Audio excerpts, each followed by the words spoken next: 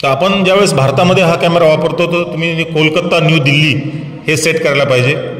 Summer time on, date 2022, हा महिना 11वा, आज 7 तारीख आहे. टाईम प्रॉपरली सेट करा. टाईम कधी PM असेल PM, AM असेल तर AM.